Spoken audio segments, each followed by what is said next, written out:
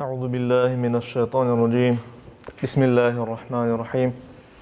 Elhamdülillahi rabbil alamin ve salatu vesselamü ala rasulina Muhammed ve ala alihi ve ashabihi ecmaîn. Amma ba'd. Selamun aleyküm saygılı cemaat-i muslimin. Yüce Rabbimiz bu mübarek günde yapacak ibadetlerimizni, dualarımızı en güzel şekilde kabul ve makbul eylesin inşallah. Bugünkü en vaazımızın ve hutbemizin mevzusu içtimai ağlar kullanmakın ahlakı hakkında olacak. Ne demek bu? İçtimai ağlar, kim bilmegen olsa Rusça sosyal seti deyilur ona. Yani internetle alakalı şeyler. Biz bilemiz ki 20. asrın sonunda internet degen bir ağ, bir set peyda oldu. Ve onun içinde de insanların konuşup olganları birçok vasıtalar peyda oldu, platformalar peyda oldu. Bunlardan bazılarına içtimai ağ dep aytalar. Yani Facebook olsun, işte Viber, WhatsApp, Odnoklassniki, bunun gibi türlü saytlar ve platformalar var. İnsanların öz aralarında münasebet kurmaları için. İşte onun hakkında birkaç söz aytmağa istedik biz. Çünkü hiç şüphesiz insanların münasebeti bu real hayatta, gerçek hayatta olganı kadar virtual hayatta, yani aslında olmagan ama internet vasıtasıyla insanların birbirine bağlanması, bunda da Müslümanların riayet etmek gerek olanları bazı bir hususlar var. Yani belli bir ahlak var ki Müslümanlar onu tatbik etmek gerekler, yerine getirmek gerekler. İşte içtimai ağ, sosyal set degenimiz virtual münasebet için, yani real böyle başa baş değil de internet arkalı münasebet kurmak için kullanılan online ya da offline olan platformalardır. Ancak münasebet için değil, münasebet degende yani konuşmak, laf etmek, birbirinin fikirlerini soramak için değil de internet ve içtimai ağlar hem de aynı vakitte mesela okumak için, yanlış şeyler öğrenmek için kullanılır. Bazı insanlar internet arkalı distansiyonla kireyler, okuyorlar, üniversite bitirirler, diplom alırlar. Bunun gibi şeyler var mesela. Bundan da gayrı iş için kullanılır. Şimdi ancak programistler değil de çok zanaatlar hatta buna böyle internet arkalı çalışabilirler. Evinde oturup çalışabilirler yani. Bunun için kullanması mümkün. Ya da insanların rahatlanması için, demek boş vaktini faydalı ya da böyle güzel geçirmek için kullanabilir insanlar içtimai ağlarını ve internetini. Ve buna göre de böyle bir al olanı söz, böyle mevzumuz olanda içtimai ağlarının ve internetinin biz göremiz ki hem musbet hem menfi ağları görünmesi mümkündür. Yani musbet degenimiz faydalı tarafları nedir? İnsanlar birbirinin anında bağlanmak mümkünler. Eski vaktlarda eğer mesela uzaklarga barıp insanlarla görüşmek için belki aylar geteydi. O Sovet hükümeti vaktinde 20. asırda mesela uçak ne ketecek olsam bir gün, 2 gün keteydi yolga. Ama şimdi hiçbir yerge barmadan sen internet açasın, soy sopun yani dostların herkesin istediğini kadar laf etesin, hatta video bağ kurabilirsin. Bu demek ki insanlara verilgen bu kolaylık ve güzelliktir elbet. İnternetin ve içtimai bağlarının bizge bergen bir güzelligidir. Ve endi mesafe itibarga alınma. Yani 3000 kilometre Uzbekistan'a ketmeyi gerek mi mesela andaki tanışlarımızla laf etmek için. Bundan da gayrı aytkanımız gibi insanlar aralarında konuşabilirler anında, iş yapabilirler.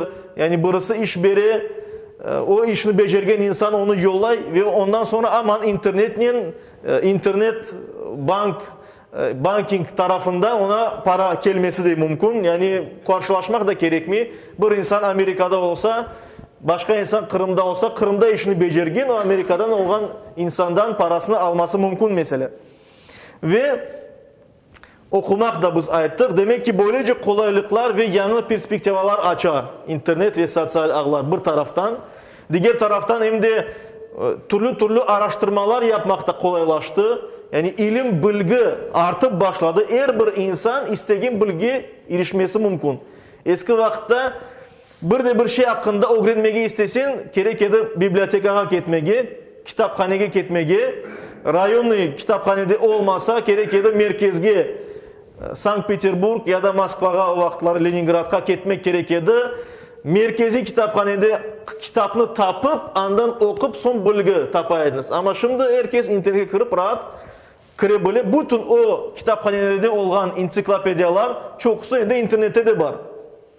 Onlarını yani tapmak mümkün. Kolaylıktır elbet bu. Pek güzel. Araştırma için, ilim için. İşte insanlar mesela içtimaiyat, sosyoloji ilmi boyunca insanlarını araştırmak için pek onaylı bir vaziyet peyda oldu. Ama diğer taraftan biz bilemiz ki insan zayıftır. İnsanda bir zaaflık var. Yani o kimerde hata, günah yapması mümkündür. Ve insanlar arasında cemiyet içinde bazı bir hastalıklar var. İnsanların yüreğinde bazı bir hastalıklar var. Nasıl hastalıklar? Haset olsun, yani başkasını böyle kıskanmak, başkasına suqlanmak, başkasına yamanlık istemek ya da o başkası kimsenin şeyini özüne almak gibi, bunun gibi birçok böyle gurur gibi, kibir gibi birçok duygular var insanların yüreklerinde kozgalması mümkün. Ve işte bu cemiyet hastalıklarının, insanın yüreğinde olan hastalıklarının aralarında peyda olmasıyla beraber internette de bunlar peyda ola. İnsanlar birbirine münasebet kurganda bütün bu hastalıkları ortaya çıka ve daha da şiddetli ortaya çıka. Daha da büyük kolemde, büyük olarak çıka. Niye için? Çünkü internette insanlar en evvela birbirini buna böyle görmeyler çoksa vakit yazışkanda. Bilmeyen adımlarını laf ettiler. Başka taraftan böyle gizli accountlar yaparlar. Yani onu bir kimse bilmeyi kim o? Onu o yazgan ya da yerleştirgen bir kimse. Ve ona göre de böyle gizli hareket imkanı olduğu için bu hastalıklar daha da ziyade ola internette. Yani böyle bir yaramay tarafı var. Ve bunun hakkında birkaç söz aytmağa isteyeyim ben saygılı cemaat. İnsanlar arasında, cemiyet içinde, insanlar arasında münasebetlerini ahlak degen şey tanzim ete, yani nizamga soka. Biz bilemiz dinimizin üç aspekti, üç tarafı var, üç yönü var. Birinci yönü bu iman. Biz Allah'a, bir tek Allah'a inanmak gerekmiz, ondan istemek gerekmiz ve başka iman esaslarına inanmak gerekmiz. İkinci dinin tarafı bu amel, yani yapılacak işler. Biz Allah için yaxşı hareket yapmak gerekmiz, haramlardan uzak olmak gerekmiz. Farz olan şeylerini yerine getirmek gerekmiz, el alından yaşamaya tırışmak gerekmiz. Ve üçüncüsü var ki, bu da bizim niyetlerimiz, yüreklerimizde olan hastalıklardan temizlenmek ve güzel Müslüman olmak. Ancak Allah için yapkanlarımızı yapmak, Allah'a inanmak, dayanmak ve insanlar için iyilik istemek. Bunların hepsi ahlak içine girer ve ona göre de bu insanlar arasındaki münasebetlerinde ahlak degen şeyge, edep, terbiye degen şeyge biz riayet etmek gerekmez. Çünkü terbiye ile güzel ahlak kazanılır. Ama daha da ziyade insanlar arasında olganı gibi ama daha da ziyadesi internette ve içtimai ağlarda bu ahlak bozulurlarını biz görmek mümkünmüz. Bunlar hakkında bir böyle hatırlatmak istedim ben en özüme hem herkes bunda bulunan her bir Müslümana. En evvela bu yürek hastalıklardan birisi ve internette sık görüngen şeylerden birisi bu da riya. Riya Arapça, Kırım Tatarcası gösteriş demek. Yani olmaganı gibi görünmek. Bir insan olmaganı gibi görünse gösteriş yapar. Birinciden, ikinciden eğer insan Allah-u Teala ona bergen nimetlerini herkeske gösterip buna böyle otursa, yani Allah-u Teala bazı insanlara rızıklarını ziyadece verir. Onlar fukarelerge andamında yardım etsinler çeşitli münasebetlerinin, çeşitli sebeplerinin. Ve ona göre de bir insanın imkanı bol olsa, o da dinimizge göre böyle gösteriş için böyle pek pahalı şeyler satıp alsa özüne, pek böyle güzel degenimizde yani israflı bir hayat yaşaganını bir taraf onu hem de başkalarına gösterecek olsa buna da biz riya aytamız, gösteriş aytamız. Yani bazı insanlara Allah-u Teala zenginlik vermesi mümkün ve bu insanlar yardım etmek gereklir ve kifayet kadar özlerini kullanmak gereklir. Ama bazı insanlar milyonlarla, milyarlarla paralarını masraf edip böyle israf olarak, yani boş şeylerge masraf ederler ve daha sonra onu internette, içtimai ayaklarda gösterirler. Bana bakınız biz nasıl yaşayımız deyip. İnsanlar bunu koruyor ve bu pek fena bu neticelerge getiriyor. Çünkü bu böyle güzel yaşayan insanlara suqlanıp başlayar insanlar. Suqlanmaktan ziyade aset eteler. Men de öyle isteyim ama her bir insan öyle yaşap olmaz. Bu dinimizge göre de doğru değil yani. Böyle pek böyle şık hayat yaşamak bu doğru değil dinimizge göre. Ve ona göre de insan ihtiyacından ziyade böyle masraf etse, herkes ki bunu gösterse, yahtalarda, bilmem nelerde, böyle saraylarda yaşamaklar vesaireler ve insanlar bunu korup men de böyle isteyim diye. Ona nefsi men böyle isteyim diye. Bundan sonra ne ola? İnsan başlayıp tırışmağa. Birinciden o yaşayan hayatından memnun olmay, kanaat etmeyi. Hatta halbuki bizim dinimizin esas böyle öğretkenlerinin birisi Müslüman, Allah-u Teala ona bergenlerinden ve o insan kazanganlarından kanaat etmek gerek. Ona yeterli var mı? Bir çocuk evi var mı? Bir çocuk yaşayışı var mı? Kanaat etmek gerek. Bana bu yeter etmek gerek. Ama insan daha da ziyadesini böyle pek böyle muhteşem hayat sürmeye istese, israflı, tüketicilik hayatını yaşamaya istese, başlay sonra bunun için gayret etmeye, hayatından memnun olmay, her vakit böyle çatsız, bahtsız kala, oğuzu kıynala, başkalarını kıynay ve kimerde de dinimiz yasak etken şeylerge başvurmaya başlay. Prosentli işlerle para ala prosentke mesela faizge ya da başkalarından kırsızlamaya başlay, daha da yaxşı yaşayayım deyip, men de onlar gibi olmak isteyim deyip ve böyle neticelerge alıp gelir sayıklı cemaat. Ona göre de biz hiç bir vakit riyaga uymamak gerekmez ve özümüzde imkanlarımız böyle olsa biz insanlara bunu göstermemek gerekmez böyle. Yani maktanmamak gerekmez zenginliğimizden.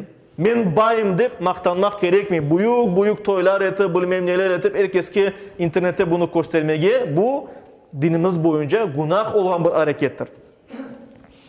Bunda Peygamberimiz sallallahu aleyhi ve sellem'nin bir hadis-i şerifini getirip geçmeye isteyeyim. Ahmet'te geçken bir hadis-i şerifte Mahmud bin Lebid degen bir sahabe deydi ki Peygamberimiz sallallahu aleyhi ve sellem böyle buyurdu. İnne akhvafa ma akhafu aleykum. Men en çok sizler için korkanım şey odur ki deydi Peygamberimiz sallallahu aleyhi ve sellem. Eşşirkul asgar. Kiçkene şirk dedi. Allah'a ortak koşmak şirk degenimiz ama kiçkene şirk ondan korkam sizge deydi Peygamberimiz. Kalu dediler, soradılar Peygamberimizden. Vama şirkul asgar. Bu kiçkene şirk degeni de ne? Ey Allah'ın peygamberi ya Resulallah. Peygamberimiz de dedi er-riya. Yani gösteriştir. İnsanın olmağına dair özünü göstermesi, daha da güzel göstermesi ve başkalarına maktanıp böyle her şeyini böyle ortaya koymasıdır. Demek ki bundan uzak olmak gerekmez. Çünkü en büyük günah nedir bu dünyada? En büyük günah Allah'a inanmamak ve Allah'a şirk koşmak. Her bir Müslüman Allah'ını tanıp ona şirk koşmamak gerek ve şu kiçkene şirk degenimiz riyadan da mutlak ve mutlak uzak olmak gerek Müslüman. Bundan da gayrı biz bilemiz yani internet arkalı bu virtual bir dünya olduğu için insan anda o hareketlerini pek bir şey yapamay ama söz yapar. Tilini kullana, tilini degende yani yaza ya da sesli olarak bir şeyleri ayta yazalar internette türlü sosyal böyle içtimai ağlarda, internette, YouTube'da vesaire insanlar yazalar bir şeyler ve böylece komentari yapkanda, bir şey aytkanda, bir şey yazganda türlü til günahlarına, söz günahlarına yol açılar. Nasıl söz günahları var? Endi biz onlarını bilemiz. Onlar mesela oşek ya da gıybet dinimizge göre büyük bir günah. Ya da iftira, olmayan şeyini aytmak. Bir kimsege olmayan şeyini aytmak. Ya da bir kimseni incitmek manasının, bir kimseni aşağılamak manasının kaba ve kırıcı laflar aytmak. Bunlar hepsi söz ya da til günahlarıdır sayılı cemaat. Yüce Rabbimiz Kur'an-ı Kerim'de Ahzab suresinin 70. ayetinde böyle buyura. Estaizu billah. Ya eyyühellezine amanu. Ey iman etken kimseler, müminler. İttakullah. Allah'tan korkunuz. Ve kulu kavlen sedida. Ve doğru söz aytınız. Yalandan uzak olunuz. Doğru söz aytınız her vakit. Emir mında berili. Allah-u Teala bizge emir ete doğru laf etmege her vakit. Hucurat suresinin 12. ayeti kerimesinde Allah-u Teala böyle buyuruyor. Estaizu billah. Ve la yagtab ba'dukum ba'da. Sizden biriniz başkalarının gıybetini, oşegini yapmasın. Peygamberimiz anlattı gıybet ne olanını. Gıybet bir kimseni beğenmegeni şekilde hakkında, onun hakkında öyle aytmak. Mesela bir arkadaşımız aramızda yok, onun hakkında o böyledir desek, o beğenmeyecek şekilde laf etsek, bu gıybet, bu oşektir demek. Ve böyle oşeklerini yapmanız, birbirinizin gıybetini yapmanız değil. Emir etti Allah-u Teala Kur'an-ı Kerim'de. Eyyuhibbu ahadukum ayyakule lahme ahihi maytan. Sizden biriniz bir kardeşiniz vefat etkinden sonra onun etini aşamağa ister mi?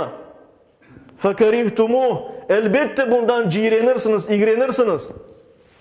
Aysa bu büyük günahtan uzak olunuz. Çünkü bir kimse hakkında oşek aytmak, onun hakkında bu öyle yaptı, böyle yaptı vesaire anlatmak, bu sanki onun etini aşamak dahin bir şey. Bir ciğrenç, iğrenç bir şeydir. Vattakullah. Allah'tan korkunuz. İnnallaha tevvabur rahim. Allah tevbelerini kabul edici ve bağışlayıcıdır, merhamet sahibidir. Nahl suresinde ise 125. ayet-i kerimesinde Allah-u Teala böyle buyuruyor. Ud'u ila sabili rabbike bil hikmeti vel mev'izatil hasene. Allah'ın yoluna, Rabbinin yoluna hikmet ve güzel nasihatle çağır. Eğer sen doğru şeylerini Allah için aytacak olsan, güzel tille bunu aytmak gereksin diye Allah-u Teala Kur'an-ı Kerim'de. Kırmayacaksın, ezmeyeceksin. Hakikatını aytsan bile, men doğrum deyip bir şeyler yazsan bile, sen onu nezaketle yapmak gereksin. Yani yumuşak lafla aytmak gereksin. Hürmet etip aytmak gereksin. وَجَادِلْهُمْ بِالَّتِهِ ahsan. Ve hatta kureşkende değil Allah-u Teala. Yani kureşkende o manada ki eğer başka bir kimse İslam'a uygun olmayan fikirlerini aytsa, İslam'a ters gelgen fikirlerini bu böyledir deyip aytsa, onların en güzel şekilde kureş değil Allah-u Teala. Güzel lafla, güzel anlatıp, ezmeden. Ve çünkü bir kimsenin eğer biz ezsek, kırsak, o hiçbir vakit İslam dinine yakınlaşmaz. Eğer İslam'a ters sözler aytsa. Elbet Allah-u Teala yüreğini açar ama biz eğer de ona karşı bir şeyler aytsak, onu söksek vesaire, bunlar insanını İslam'dan ve doğru yoldan biz anlatmak istegenimizden uzaklaştırır elbet. Daha da ziyade Hucurat suresinin 11. ayet-i kerimesinde Allah-u Teala böyle buyuruyor. Estaizu billah. Ya eyyühellezine amanu. Ey iman etken kimseler, Müslümanlar, müminler, inanganlar. La yeshar kavmun min kavmin. Sizden bazılarınız başkalarını maskara etmesin, ayıplamasın diye. La yeshar, maskara etmesin diye. Ayıplamasın başkalarını. Asa ayyekunu hayran minhum. Belki de onlar sizden daha yaxşılar, daha hayırlıdırlar. Siz kaydan bilesiniz bunu? Bunu ancak Allah bilir. Vela nisa'un min nisa'in. Ve kadınlar da başka kadınların üstüne ayıplamasın, onları maskara etmesin. Asa ayyekunna hayran minhunna. Belki o maskara etilgen kadınlar onlardan daha da yaxşıdır, daha da hayırlıdır. Vela telmizu enfusakum. Birbirinizni ayıplamanız. Vela tenabazu bil alqab. Birbirinizge lakap takmanız değil. Yani türlü olmayacak lakaplar birbirinizge takmanız. Bi'sel ismul fusuku ba'dal iman. İman etkenden sonra böyle günah olarak böyle adlar vermek, yaramay adlar vermek ne kadar da yaramay bir iştir diye Allah-u Teala. وَمَنْ لَمْ يَتُبْ فَاُولَٰئِكَ مِنَ الظَّالِمِينَ. Kim de bunlardan kayıtmasa, bütün bu yapkanlardan, maskara etmekten, ayıplamaktan, lagap takmaktan kayıtmasa, onlar zulüm etken kimselerdir. Adaletsiz zulüm etken, günah etken kimselerdir. En evvela başkalarını ezgendi, özlerini ezgenlerini unutmasınlar. Çünkü bunun cevabını Allah katında her bir insan ozu verecek. Daha bir mühim husus var saygılı cemaat, söz günahlarından gayrı zinaga yol açıla. Zina demek ki dinimizin kaidelerini bozup evlilik olmadan olmayacak münasebetlerge kirmek demek. Zina saygılı cemaat ancak bir kadın bir erkişinin beraber bir odada kalıp işlerini yapması değildir. Buna alıp barılgan yollarını da dinimiz zina olarak dep gösterir. Ve hususan internette, içtimai ağlarda koz zinasına yol açıla. Yani insan kozunun günah yapa. Olmayacak şeylerge bakıp ya da olmayacak işte şeylerini yaparak bu internet ya da içtimai ağlar içinde. Bunun hakkında Kur'an-ı Kerim'den bir ayet getirerek inşallah geçeyik. Nur suresinin 30. ayetinde Yüce Rabbimiz Allah-u Teala böyle buyuruyor. Estaizu billah. Kul lil mu'minin. Mümin olgan, inangan kimselerge ait ey Muhammed. Yaguddu min absarihim. Bakışlarını aşağı yapsınlar. Yani her bir böyle günah olgan şeylerge, yani açık saçık kadınlarga, dinimizge göre bakılmayacak yerlerge bakmasınlar. Gözlerini aşağı yapsınlar, böyle yürüsünler diye. Yani türlü günahlarga bakmasınlar. Ve yahfazu furucahum ve o cinsi organlarını korçalasınlar diye. Yani zinaga kirmesinler, günah yapmasınlar cinsi organlarını yani. Zalike azkalahum. Bu sizler için daha da temizdir. Daha da güzeldir. İnnallaha habirun bima yasnaun. Hiç şüphesiz Allah bütün yapkanlarınızdan haberdar, hepsini bile. Bu göz zinadan olmayacak şeylerge bakmaktan gayrı yapılan daha da böyle günahlar var. Onlar da insanlarını yoldan şaşırmak, yanlış yola alıp barmak için yapılan hareketler. Biz bilemiz yani internet ya da içtimai ağlarda çok vakit kontrolsüz kala ve ona göre de türlü böyle hayatımızda belki hiç korup olamayacağımız insanlar türlü propagandalar yapalarında. Ya da siyasi taraftan türlü fikirlerini insanlara aşılamaya tırışalar. Ya da din tarafından türlü fırkalar dinde olmayan ya da yanlış şeylerini anlatmaya tırışalar. Bu da çok vakit büyük fitnelerge, büyük bölünürlerge yol açar. Müslüman cemaati din tarafından bakacak olsa bölünüp böleketi. Diğer taraftan türlü ideologiyalar yürü. İnternette ve insanlarımız hususan yaş kimseler, gençlerimiz onlarını dinleyip onlarını kabul etmeleri mümkündür. Dinge ters olan şeyge inanmaları mümkündür. Peygamberimiz sallallahu aleyhi ve sellem meşhur hadislerin birisinde aytkan edi. Ahir zaman yakınlaşkanda, kıyamet yakınlaşkanda insanlar dinden tez çıkıp başlayacaklar. Sanki bir yaydan ok atkanda ok bir hayvanını teşkende çıkanı gibi tez böyle çıkanı gibi öyle insanlar dinden çıkacaklar. Ve başka hadisinde Peygamberimiz sallallahu aleyhi ve sellem deyir ki insanlar ahir zaman yakınlaşkanda, kıyamet yakınlaşkanda sabah Müslüman olup akşamga doğru endi kafir olacaklar. Ya da akşam Müslüman olup sabah uyandığında endi kafir olup olacaklar. Sabahlaganda endi kafir olacaklar deyip. Peygamberimiz vaktinde insanlar, sahabeler buna şaşıraydılar. Nasıl olacak da bir kunde böyle değişecek insan? Yani bir insan değil de çok insan böyle değişecek. Ve biz bunu şimdi görüyoruz. İnformasiya asrında yaşayımız. İnternet arkalı her türlü malumat bizge geliyor. Ve ne ola? Bir insan kırı bir şeyler okuyanda begeni bir şeyhin aytkanlarını ve dinge ters olan şeye inana ve Müslüman olmaktan çıka. Ona göre mukayyet ve dikkatli olmak gerekmez bu meselede. Hususan mesela bilirsiniz şimdi böyle bir bela çıktı ortalıkta. Şimdi onu etrafta bayağı laf eteler. Şimdi ezan başlagan inşallah ona göre de şimdi hutbemizde onu devam ettirmez. Aytacağım saygılı cemaat-i muslimin fitneden uzaklaşmak gerekmez.